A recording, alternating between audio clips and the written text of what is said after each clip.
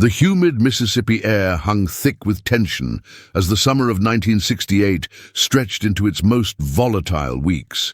In the small town of Meridian, where Confederate monuments still cast long shadows over the courthouse square, the civil rights movement had arrived like an unwelcome storm, stirring up decades of carefully maintained social order.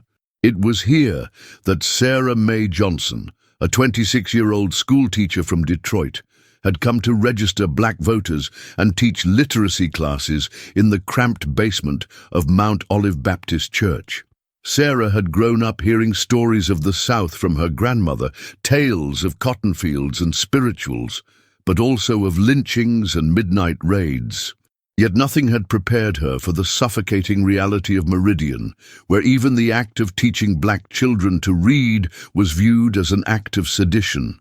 Her days began before dawn, walking the dusty roads between sharecropper cabins, carrying books and hope in equal measure. The children she taught were hungry for knowledge, their eyes bright with possibility despite the crushing weight of poverty and oppression that surrounded them. The local authorities had been watching Sarah from the moment she stepped off the Greyhound bus. Sheriff's deputies made a point of driving slowly past the church during her classes, their engines rumbling like distant thunder. Anonymous phone calls warned her to go back north, where she belonged. Windows were broken, and threatening letters appeared under her door at the boarding house where she stayed. But Sarah pressed on, driven by a fierce belief that education was the key to breaking the chains of inequality. Detective Ray Coleman of the Mississippi State Sovereignty Commission had been tracking civil rights workers like Sarah for months. A thick-set man, with graying temples and eyes that had seen too much, Coleman was a product of his time and place. He had grown up poor white in rural Mississippi, his father a tenant farmer who had lost everything in the Depression. The military had given him structure, purpose, and later the police force had provided him with steady work and respect in a community that valued order above all else.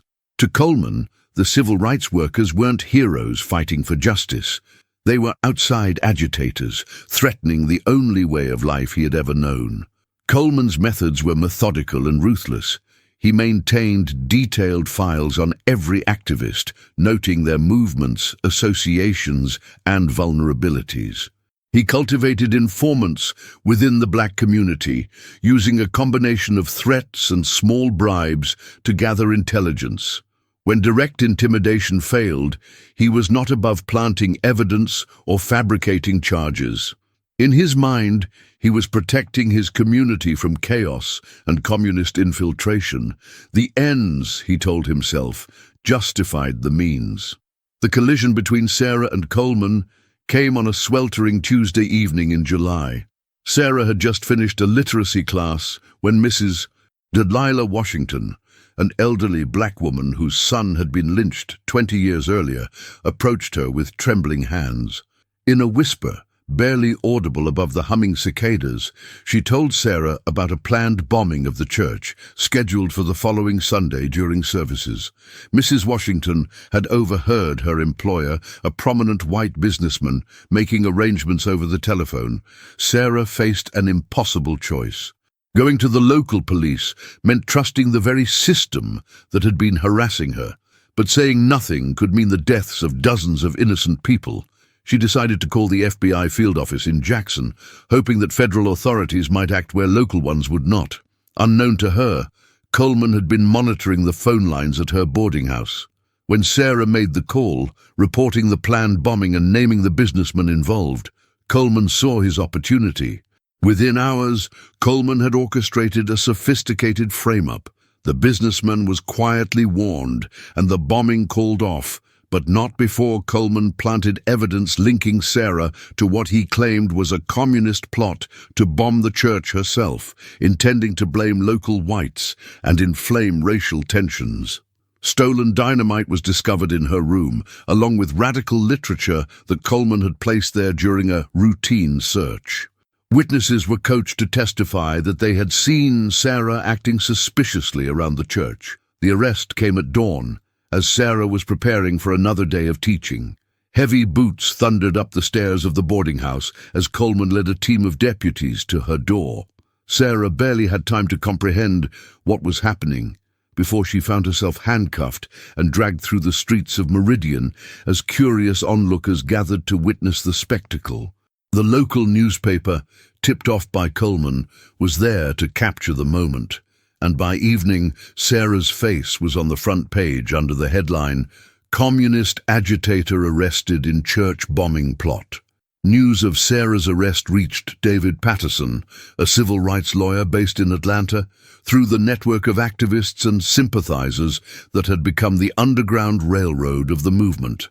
Patterson, 34 years old, and bearing the emotional scars of too many lost cases and dead clients, had grown up in Boston as the son of a prominent judge. His privileged background had initially isolated him from the harsh realities of Southern racism, but years of working civil rights cases had stripped away his naive faith in the legal system's inherent fairness. Patterson had lost his younger brother Michael in Korea, and that loss had driven him to seek meaning through his legal career. When the civil rights movement began, he saw an opportunity to honor his brother's sacrifice by fighting for justice at home. But the South had been a harsh teacher. He had watched guilty men walk free while innocent ones were convicted. He had seen evidence suppressed, witnesses intimidated, and juries that decided cases based on the color of skin rather than the weight of evidence. As Patterson drove through the night toward Meridian, his mind raced through the legal challenges ahead. Mississippi courts in 1968 were hostile territory for civil rights lawyers. Judges were often former segregationists, prosecutors were politically connected, and juries were drawn from voter rolls that systematically excluded black citizens. The deck was stacked, but Patterson had learned to find hope in the smallest victories and to measure success not just in acquittals, but in the gradual erosion of an unjust system. The drive from Atlanta to Meridian took Patterson through a landscape scarred by history. He passed through small towns where civil rights workers had been beaten and killed, where churches had been burned and activists had simply disappeared. The radio crackled with news of violence in Chicago, where the Democratic National Convention was being disrupted by anti-war protesters. America seemed to be tearing itself apart, and Sarah's case was just one small piece of a much larger struggle for the soul of the nation. Chapter 2. Cracks in the Foundation. Patterson's first meeting with Sarah took place in the Meridian County Jail, a crumbling brick building that reeked of disinfectant and despair. The visiting room was barely large enough for a table and 2 chairs, its walls stained with decades of human misery. Sarah sat across from him, her hands folded on the table, her dark eyes reflecting a mixture of fear and defiance that Patterson had seen in so many of his clients. She wore the standard-issue orange jumpsuit that hung loosely on her small frame, making her appear even younger than her 26 years. "They're saying I plan to bomb the church where I've been teaching children to read," Sarah said, her voice steady despite the tremor in her hands. "They're saying I'm a communist terrorist. Mr. Patterson, I've never even belonged to a political party. I just wanted to help people learn." As she spoke, Patterson noted the intelligence in her eyes, the careful way she chose her words, and the quiet dignity she maintained despite her circumstances. This was not the profile of a radical bomber, but he had learned that logic and evidence often took a back seat to prejudice in Southern courtrooms. Patterson spent hours interviewing Sarah, taking detailed notes about her background, her work in Meridian, and the events leading up to her arrest. She told him about the threatening phone calls, the broken windows, and the constant surveillance she had endured. She described the conversation with Mrs. Washington about the planned bombing and her decision to contact the FBI. Most importantly, she provided him with a detailed timeline of her activities on the day the dynamite was allegedly planted in her room, including witnesses who could verify her whereabouts. As Patterson left the jail that evening, he noticed Detective Coleman watching him from across the parking lot.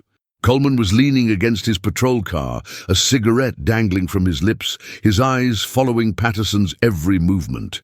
The message was clear: you're being watched, and you're not welcome here. Patterson had encountered this type of intimidation before, but something about Coleman's steady gaze suggested a level of sophistication and calculation that made him particularly dangerous. Patterson checked into the Magnolia Motel, the only establishment in Meridian that would rent rooms to civil rights lawyers. The manager, a nervous middle-aged man named Bob Turner, showed him to a room in the back of the building, away from the main road. "Might be quieter back here," Turner said with a meaningful look. Patterson understood. The room was cleaner than he had expected, with a window that faced the woods behind the motel, providing multiple escape routes if necessary. That night, Patterson spread Sarah's case files across the small table in his room, studying the prosecution's evidence by the light of a single lamp. The case against Sarah was surprisingly sophisticated for a rural Mississippi frame-up. The planted evidence included not only the dynamite, but also detailed diagrams of the church and a notebook filled with what appeared to be Sarah's handwriting outlining revolutionary tactics. The prosecution claimed to have witnesses who would testify to seeing Sarah acting suspiciously around the church at night and meeting with known communists from out of state. What troubled Patterson most was the quality of the fabricated evidence. This wasn't the work of bumbling local deputies. Someone with real skill and resources had constructed this frame-up. The handwriting analysis alone would require expert testimony to challenge, and the witness statements were too consistent and detailed to be simple lies. Someone had invested significant time and effort into destroying Sarah's life. Meanwhile, Detective Coleman was dealing with his own complications. The businessman whom Mrs. Washington had overheard planning the church bombing was pressuring Coleman to ensure that Sarah's trial proceeded quickly and quietly. Robert Caldwell owned 3 businesses in Meridian and had significant political connections throughout the state. He had contributed heavily to the governor's campaign and expected his investment to pay dividends when he needed favors. The planned bombing had been Caldwell's idea, designed to blame civil rights workers for the violence and justify a crackdown on their activities. Coleman met Caldwell at his lumber yard office, a wood-paneled room filled with hunting trophies and Confederate memorabilia. Caldwell was a tall, thin man with prematurely white hair and cold blue eyes that seemed to calculate the value of everything they saw. "Ray, this thing needs to go away fast," Caldwell said, pouring himself a whiskey despite the early hour. "That teacher is getting too much attention from the outside. Every day she sits in jail is another day for reporters and federal agents to start asking questions." Coleman assured Caldwell that everything was under control, but privately, he was beginning to have doubts. The FBI agent he had spoken with about Sarah's phone call had seemed suspicious of the terrorism charges. Questions were being asked about the speed with which evidence had been discovered and the convenience of having witnesses ready to testify. More troubling, Coleman had received word that Sarah's lawyer was David Patterson, a man with a reputation for being both skilled and persistent. That evening, Coleman found himself driving past Mount Olive Baptist Church, where Sarah had taught her literacy classes. The building was dark and empty, its windows boarded up since Sarah's arrest. The black families who had sent their children to learn there were too frightened to continue, and the pastor had received death threats warning him against reopening the school. Coleman parked his car and walked around the building, trying to understand what Sarah had seen in this place that was worth risking her freedom. The church was simple and weathered, its white paint peeling and its foundation settling unevenly into the Mississippi clay.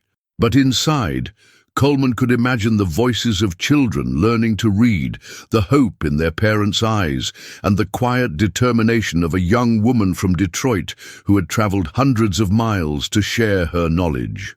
For the first time since the arrest, Coleman allowed himself to consider the possibility that Sarah was exactly what she claimed to be, a teacher trying to help children learn. The next morning brought news that would complicate everyone's plans. Mrs. Delilah Washington had been found dead in her home, apparently of a heart attack, but Dr. Marcus Webb, the black physician who served the community, whispered to Patterson that Mrs. Washington had been in good health when he had seen her just days before. She was the only witness who could corroborate Sarah's story about the original bombing plot, and now she was gone. Patterson spent the day interviewing other members of the black community, trying to find anyone who would be willing to testify on Sarah's behalf. But fear hung over Meridian like a thick fog. People who had been friendly and open before Sarah's arrest now avoided eye contact and claimed to know nothing. The message was clear: anyone who helped Sarah would face the same fate. The isolation was strategic and complete, designed to ensure that Sarah would face trial without supporters or witnesses. As Patterson prepared for the legal battle ahead, he realized that this case was about more than just Sarah's innocence or guilt. It was about whether justice could exist in a system designed to preserve inequality, whether truth could emerge from a process corrupted by hatred and fear. Sarah had become a symbol, and her trial would be a test of America's commitment to its own founding principles. The stakes could not be higher, and the outcome was far from certain. Chapter 3. The Theater of Justice. The Meridian County Courthouse stood like a monument to Old South grandeur, its white columns and red brick facade speaking to a time when justice was a privilege reserved for the few. On the morning of Sarah Mae Johnson's trial, crowds began gathering before dawn, drawn by the promise of witnessing what local newspapers had dubbed the trial of the century. White spectators filled the main floor of the courtroom, while black citizens were relegated to the balcony, a physical reminder of the segregated society that Sarah's very presence had challenged. Judge Harrison Whitmore presided over the proceedings with the authority of a man who had never questioned his place in the world.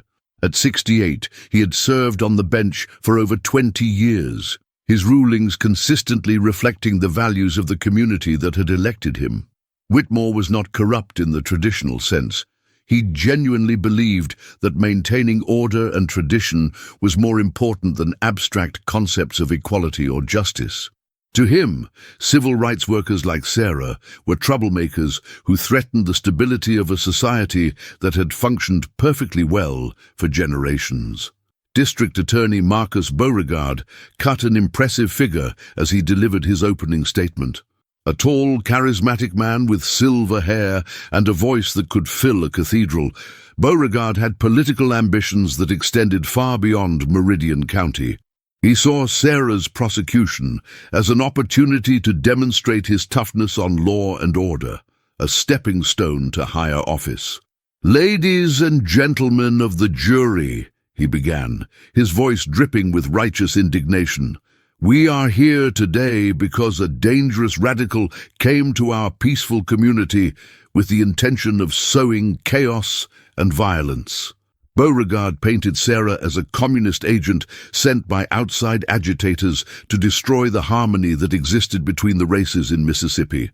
He presented the planted evidence with theatrical flair, holding up the dynamite and the forged notebook as proof of Sarah's evil intentions. His witnesses testified with rehearsed precision, describing Sarah's suspicious behavior and alleged meetings with radical elements. The case he presented was compelling in its simplicity. Sarah was guilty, the evidence was overwhelming, and justice demanded her conviction. Patterson's defense strategy was complicated by the hostile environment and the limited resources at his disposal. He had managed to secure the services of Dr. Elizabeth Morrison, a handwriting expert from Emory University, but her analysis challenging the authenticity of the notebook would compete with the prosecution's expert, a former FBI agent whose credentials were impeccable. Patterson's character witnesses for Sarah included her former students from Detroit, but their testimony about her dedication to education seemed insignificant compared to the dramatic evidence of terrorism. The turning point came on the third day of trial, when Patterson called Detective Coleman to the witness stand. Patterson had spent hours studying Coleman's background, looking for weaknesses or contradictions that might expose the frame-up. Coleman took the stand with the confidence of a man accustomed to having his word accepted without question. He testified about the investigation, the discovery of evidence, and Sarah's alleged confession, which she vehemently denied making. "Detective Coleman," Patterson began, his voice carefully controlled, "you've testified that you discovered the dynamite in Miss Johnson's room during a routine search. Can you tell the court what prompted this routine search?" Coleman's answer was smooth and well-rehearsed, but Patterson noticed a slight hesitation, a momentary tightening around the eyes that suggested discomfort with the lie. As the cross-examination continued, Patterson methodically exposed the inconsistencies in Coleman's testimony. The timing of the search, the convenient presence of witnesses, the immediate availability of handwriting experts, each detail raised questions about the authenticity of the investigation. More importantly, Patterson's questions forced Coleman to confront the human cost of his actions. When Patterson asked about Mrs. Washington's death, Coleman's composure slipped for just a moment, revealing the guilt that had been eating at him since her body was found. The courtroom atmosphere grew increasingly tense as Patterson pressed his attack. Judge Whitmore repeatedly sustained prosecution objections, limiting Patterson's ability to expose the full scope of the conspiracy. But the damage was being done. Members of the jury, all white men selected for their reliability, began to shift uncomfortably in their seats as the contradictions in the prosecution's case became apparent. Sarah's own testimony was the most powerful moment of the trial. Despite the hostile environment and the weight of evidence against her, she spoke with quiet dignity about her motivations and her work in Meridian. She described the children she had taught, their eagerness to learn, and their dreams for a better future. She spoke about her grandmother's stories of the South, her own hopes for reconciliation, and her belief that education could bridge the racial divide that had torn the country apart. "I came to Mississippi because I believed that change was possible," Sarah told the jury, her voice steady, despite the tears in her eyes. "I believed that if we could just teach children to read, if we could just show them that learning had no color, we could build a better world for all of us. I never wanted to hurt anyone. I never wanted to destroy anything. I only wanted to help children learn to read their own names." The prosecution's rebuttal was vicious and personal. Beauregard attacked Sarah's motives, her background, and her associations. He reminded the jury of the social order that had kept Mississippi stable and prosperous, and he warned them of the chaos that would follow if outside agitators like Sarah were allowed to continue their work. His closing argument was a masterpiece of fear-mongering and prejudice designed to appeal to the jury's deepest anxieties about change and loss of control. As the trial neared its end, Detective Coleman found himself unable to sleep. The image of Sarah's face as she testified haunted him, reminding him of his own daughter, who was about the same age. He thought about Mrs. Washington, who had died knowing a terrible secret, and about the children who would no longer have access to education because of his actions. The certainties that had guided his life were crumbling, replaced by doubt and guilt that threatened to consume him. The jury deliberated for 6 hours, a surprisingly long time for what seemed like an open and shut case. When they finally returned to the courtroom, their faces revealed nothing of their internal struggle. As the foreman stood to deliver the verdict, the entire courthouse held its breath, aware that this moment would define not just Sarah's fate, but the direction of justice in Mississippi for years to come. Chapter 4. The Price of Truth. The jury foreman, a weathered farmer named John Mitchell, who had spent his entire life in Meridian County, stood slowly and cleared his throat. The courtroom fell into absolute silence, broken only by the soft whir of ceiling fans struggling against the oppressive heat. Mitchell's hands trembled slightly as he held the paper containing the verdict, and his eyes avoided Sarah's face as he spoke. We, the jury, find the defendant, Sarah Mae Johnson, guilty of conspiracy to commit terrorism and possession of explosives with intent to cause harm. The words hit the courtroom like a physical blow. Gasps and murmurs rippled through the white section of the gallery, while the black balcony erupted in quiet sobs and whispered prayers. Sarah closed her eyes and lowered her head, her shoulders shaking with silent tears. Patterson placed a steadying hand on her arm, his own face a mask of controlled fury and disappointment. Despite the overwhelming evidence of the frame-up they had exposed, the jury had chosen to convict rather than challenge the system that had brought the case to trial. Judge Whitmore called for order and scheduled sentencing for the following morning. As Sarah was led away in handcuffs, she turned to look at the balcony where members of the black community sat in stunned silence. Among them were parents of children she had taught, their faces reflecting a mixture of grief and resignation that spoke to generations of injustice. Mrs. Anderson, whose 10-year-old son had learned to write his name in Sarah's class, pressed her hand to the window, tears streaming down her cheeks. That evening, Detective Coleman sat in his patrol car outside the courthouse, chain-smoking cigarettes and staring at the Confederate monument that dominated the town square. The guilty verdict should have brought him satisfaction and closure, but instead he felt hollow and sick. The image of Sarah being led away in chains haunted him, and he couldn't shake the feeling that he had just witnessed the destruction of something precious and irreplaceable.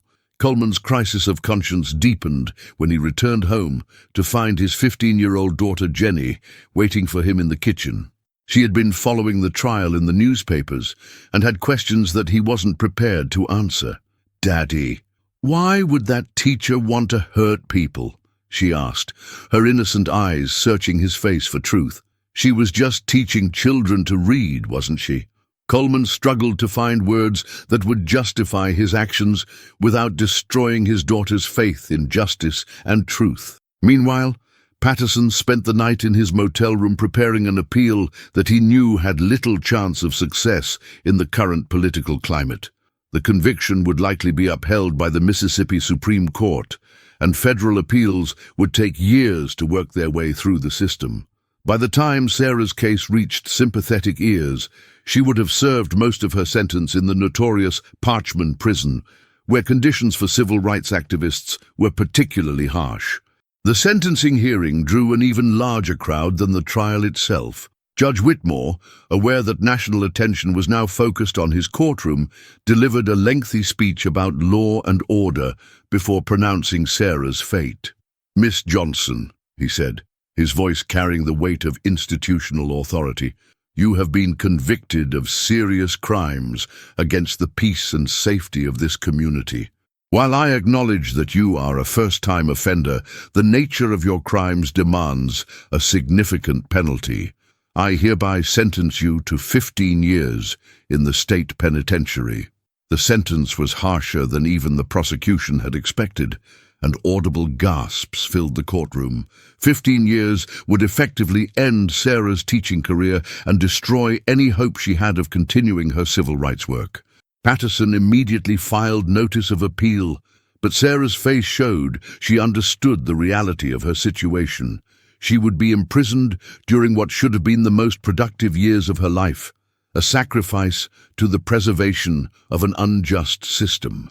As Sarah was led from the courtroom for the final time, something unexpected happened. Detective Coleman, who had been watching from the back of the room, suddenly stood and walked toward the bench. His face was pale and his hands were shaking, but his voice was clear as he called out to Judge Whitmore. "Your Honor, I need to speak with you and the attorneys in chambers. There's something about this case that the court needs to know." The courtroom erupted in confusion as Coleman's request was granted. In the privacy of the judge's chambers, with court reporters and attorneys present, Coleman began to unravel the conspiracy he had helped create. His voice cracked with emotion as he described the planted evidence, the coached witnesses, and the murder of Mrs. Washington. He provided details that only someone intimately involved in the frame-up could have known. including the location of evidence that had been hidden and the names of co-conspirators. Judge Whitmore's reaction was a mixture of rage and panic. Coleman's confession implicated not only law enforcement, but also prominent local businessmen and political figures. The revelation threatened to expose a network of corruption that extended far beyond Sarah's case. "Detective Coleman," the judge said through gritted teeth, "do you understand the gravity of what you're alleging? Do you have proof to support these accusations?" Coleman reached into his jacket and produced a tape recorder that he had carried into the chambers. "I've been recording conversations about this case for the past week," he said quietly. "I have Robert Caldwell admitting to planning the original church bombing. I have testimony from witnesses who were paid to lie. I have everything you need to know that Sarah Johnson is innocent and that we framed her." The legal implications of Coleman's confession were staggering. Not only would Sarah's conviction need to be overturned, but criminal charges would need to be filed against everyone involved in the conspiracy. The political ramifications were equally serious, as the exposure of such widespread corruption would damage Mississippi's reputation and potentially trigger federal intervention. Patterson listened to Coleman's confession with a mixture of vindication and sorrow. He had known that Sarah was innocent, but the confirmation of the conspiracy's scope was both satisfying and heartbreaking. Too many people had suffered for the truth to finally emerge, and even now, he doubted whether real justice would be served. The powerful men who had orchestrated the frame-up had resources and connections that would protect them from serious consequences. Over the following months, the aftermath of Coleman's confession played out in a series of legal and political dramas that captured national attention. Sarah's conviction was overturned, and she was released from prison after serving 8 months. Robert Caldwell and several co-conspirators were charged with conspiracy and civil rights violations, but their trials were delayed by legal maneuvering and procedural challenges. Coleman himself faced perjury charges and was dismissed from the police force, but his cooperation with federal investigators protected him from more serious prosecution. The case became a symbol of both the corruption of the Jim Crow system and the possibility of redemption through truth-telling. Sarah returned to teaching, eventually earning a law degree and dedicating her career to civil rights advocacy. Patterson continued his work defending activists and gradually saw the legal landscape change as federal civil rights legislation gained strength.